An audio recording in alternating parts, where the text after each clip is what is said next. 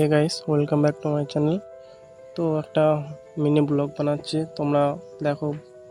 বিল্লুকে নিয়ে একটু ব্লগ বানাচ্ছি, যেহেতু এই আমাদের ফ্যামিলি মেম্বার। তো ওর কাজ হলো সারাদিন মানে আমার সাথে খেলা খেলা, আর এত দুষ্টুমি করে না।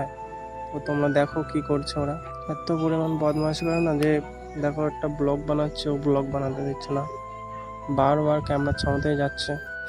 তো তোমরা দেখো আর এনজয় করো, কেমন হচ্ছে ভিডিও দেখো, দেখে বলো। মানে এতটাই বদ যে খেলা খেলতে খেলতে একবার আমার ফোনটাও ভেঙে ফেলেছে।